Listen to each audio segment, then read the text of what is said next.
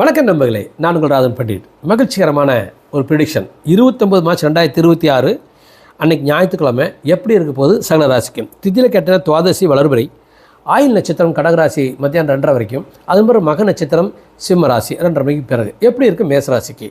எனக்கு தெரிஞ்ச வரைக்கும் இந்த என்டையர் நாளே லைட்டாக காம்ப்ளிகேட்டடாக லைட்டாக கவலையோடு போகும். ஆனால் ப்ராஃபிட் பெனிஃபிட் சக்ஸஸில் பணத்தில் வெற்றியில் எந்த கவலையும் இல்லை.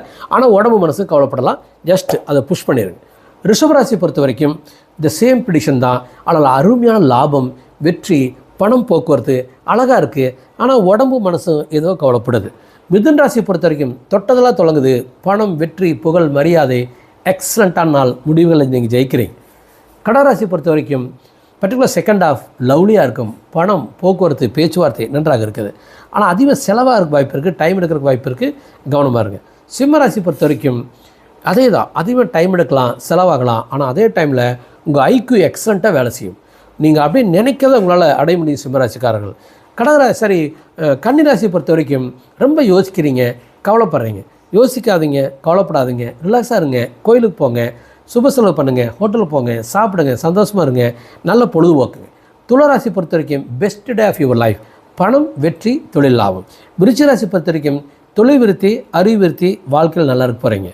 தனுராசி பொறுத்த வரைக்கும் கவலைப்படலாம், கன்ஃபியூஸ் ஆகிறீங்க, டிஸ்டர்ப் ஆகிறீங்க. Just relax. சந்திராஷ்டிரம் முடிஞ்சிருது, பொறுமையாக.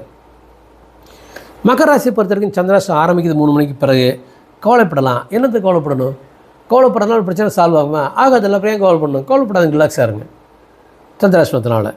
கும்பராசி பொறுத்த வரைக்கும் வளர்பிறை சந்திரன் 7ல். ஸோ அது ஏதோ ஒரு வகையான லைஃப் பார்ட்னரோடையோ நண்பர்களோடையோ கொஞ்சம் டிஸ்டர்பாக ஃபீல் பண்ணுவீங்க. ரிலாக்ஸாக இருங்க, சீரியஸாக அதை எடுத்துக்காதீங்க. மீனராசி கடவுளை தொட்டதெல்லாம் தொடங்கும், பிரித்து எடுத்து ஜெயிக்க போகிறீங்க. எக்ஸ்ட்ராடரியாக இருக்கும். அதாவது யோசனைகள் ஜெயிக்குது, புது விஷயங்கள் ஜெயிக்கிறீங்க. இடம் மாறது நல்லது, வெற்றிகரமாக இருக்க போகிறீங்க. இப்போ சித்தாந்தத்துக்கு போகலாமா? ரொம்ப சிம்பிளாக சொல்லட்டுமா?